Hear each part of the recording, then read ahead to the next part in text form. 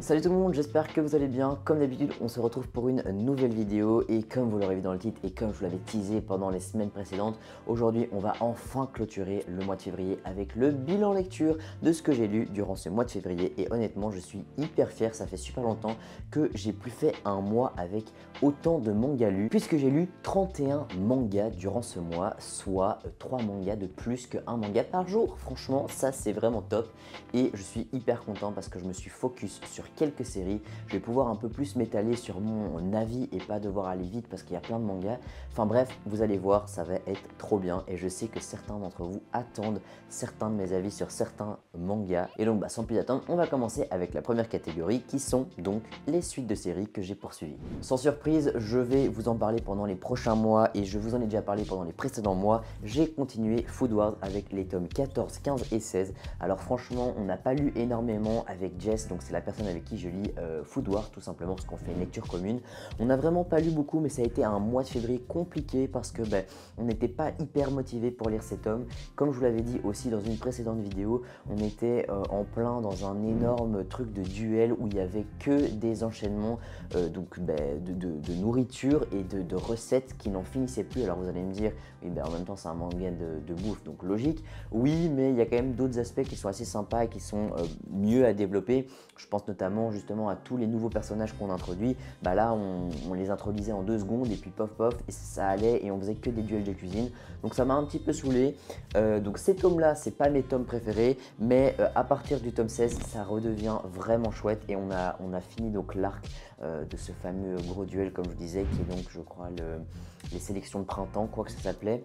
Et puis on est rentré dans un petit truc avec un festival avec vraiment plein de dingueries qui s'est passé et c'est comme je vous dis à la fin du tome 16 on entre vraiment dans un nouvel arc du manga et ça va être juste incroyable.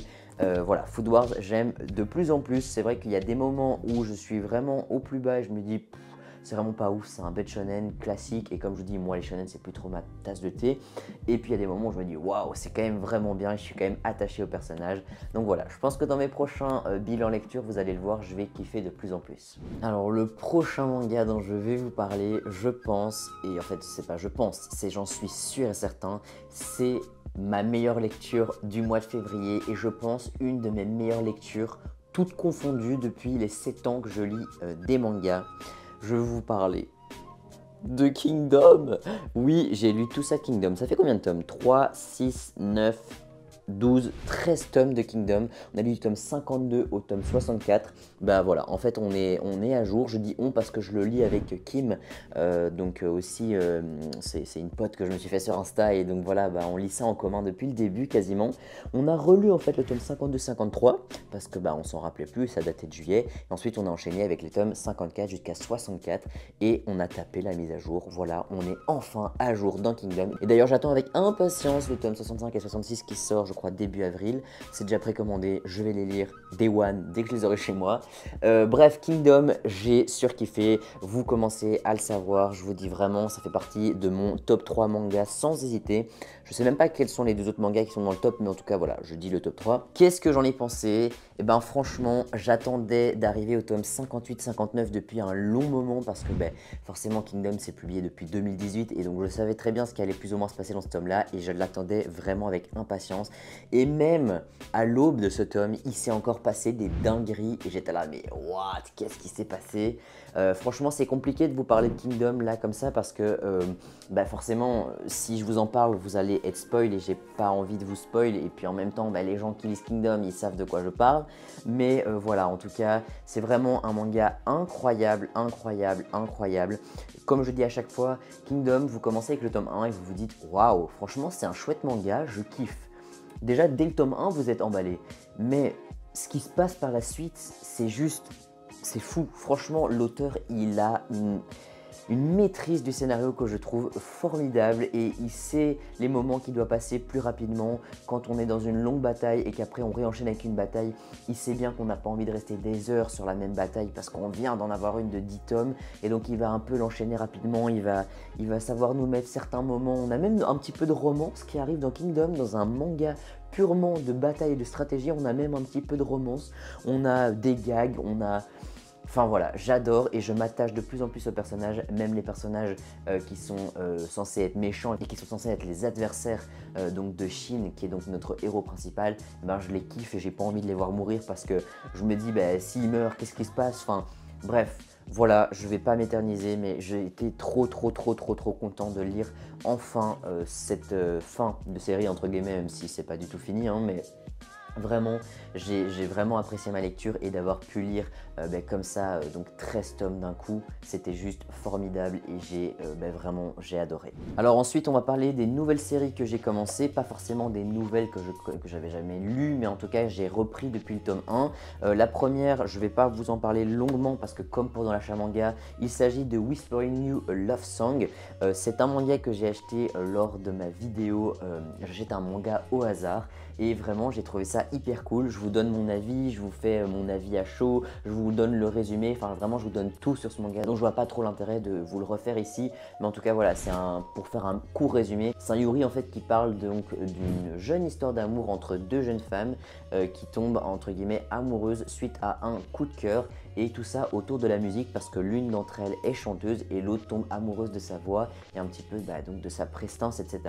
Et voilà, ça va très vite, mais c'est plutôt sympa. Il faudrait que je me procure le tome 2 et 3 parce que sinon je sens que ça va être une série que je vais un peu mettre de côté. Mais je trouve que pour un yuri, pour mon premier yuri, c'était fort sympathique. Encore une fois, si vous voulez plus de détails sur ce manga, n'hésitez pas à aller voir ma vidéo. En plus, le concept est juste super cool. Je continue en fait à faire ma transition entre les nouvelles séries et en même temps les séries terminées parce que là, ce sont des intégrales que j'ai lues, donc du tome 1 jusqu'au dernier tome.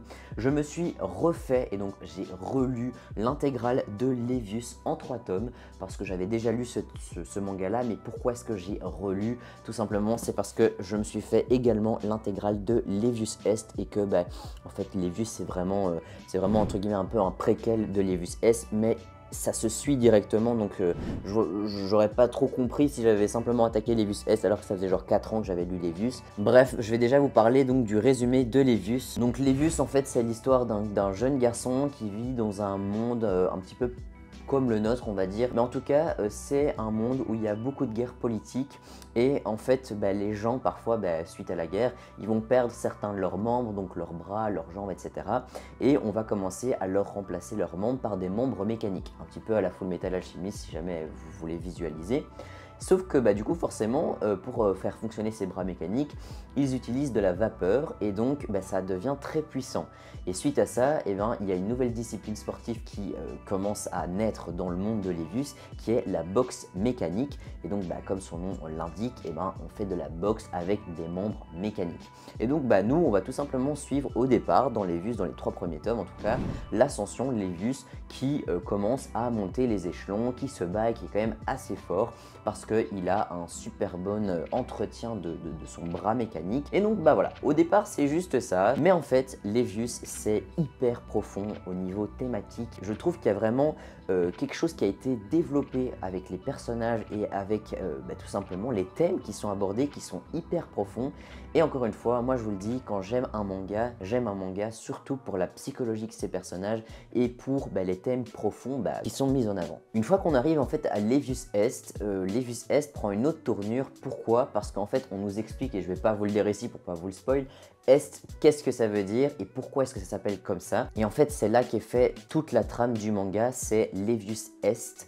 Et on va vraiment suivre un personnage qui veut sauver les autres, c'est vraiment sa plus grande conviction. On va être face à des combats donc qui opposent Levius à d'autres concurrents et malheureusement en fait les autres concurrents sont des concurrents qui n'ont pas forcément choisi eux de se retrouver dans cette position là. Ils n'ont absolument plus aucune once d'humanité et ils ne savent même plus pourquoi ils se battent.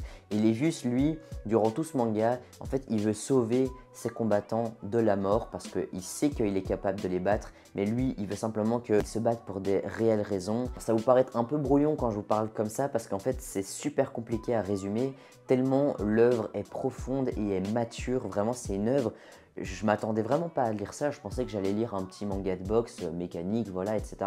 Mais non, franchement c'est hyper profond, il y a tellement de thèmes qui sont abordés que quand je vous résume l'histoire, ça suffit pas à vous montrer la grandeur de l'œuvre, et en même temps, si je commence à vous aborder un peu les différents thèmes, vous allez rien comprendre et vous allez vous dire mais attends, ce manga je comprends rien.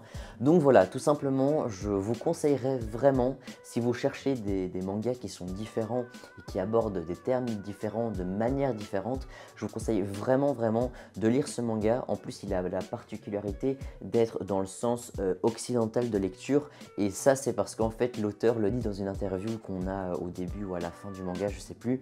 C'est parce qu'il avait pour but que ce manga touche un maximum de personnes dans le monde entier, et donc il a choisi un sens de lecture qui est entre guillemets le plus accessible pour un maximum de personnes.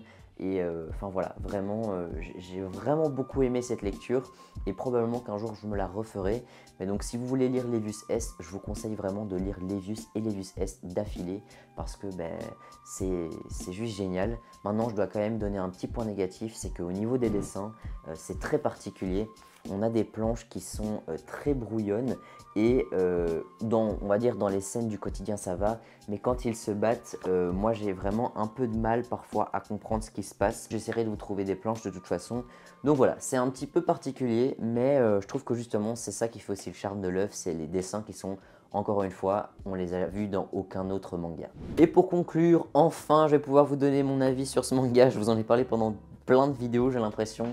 C'est Hitman, le tome 13. Bah, forcément, je l'ai lu puisque bah, je l'ai reçu et je l'ai acheté. Donc si vous voulez voir d'ailleurs pourquoi est-ce que je l'ai reçu en double, n'hésitez pas à cliquer sur cette vidéo, je vous l'explique.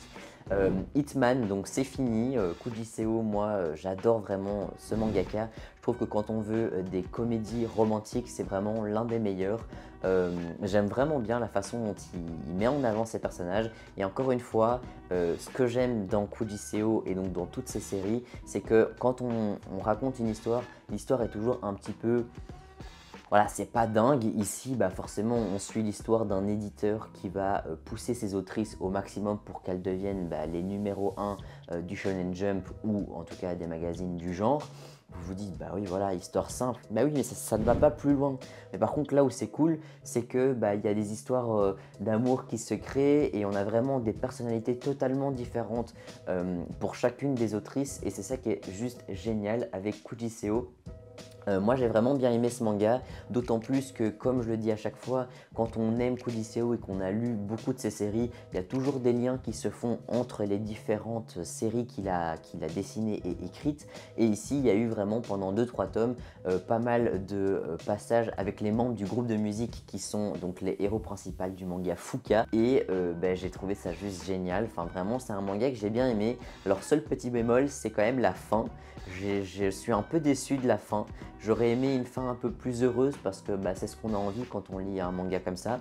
C'était pas mauvais, hein, mais disons que parmi tous les mangas de Kuji Seo, c'est pas le manga que j'ai préféré, mais il reste quand même très bon en 13 tomes. C'était suffisant et ça m'a vraiment beaucoup plu. Et donc je continuerai à lire toutes les séries de cet auteur évidemment. Et donc voilà tout le monde, j'espère que cette petite vidéo vous aura plu. Elle n'était pas très longue parce que je n'ai lu en fait finalement que 5 mangas différents avec beaucoup de tomes. Mais au moins j'ai pu un petit peu approfondir mes avis. J'espère en tout cas que vous serez toujours au rendez-vous pour les prochaines vidéos. Et comme promis, je mets le tome 13 de Hitman dans un concours là, comme ça, petit concours. Donc dans les commentaires, vous me faites un petit commentaire qui dit que vous avez envie d'avoir le tome 13 d'Hitman. Évitez de me mettre juste je participe parce que YouTube souvent les repère et les supprime. Mais donc voilà, si jamais vous voulez gagner le tome 13 d'Hitman, simplement un petit commentaire dans les commentaires de cette vidéo et moi je ferai un petit tirage au sort à peu près dans une semaine et j'enverrai le tome 13 à celui qui veut avoir ce manga. Voilà, donc sur ce, eh bien, je vous dis portez-vous bien et on se retrouve donc dimanche prochain. Ciao ciao tout le monde.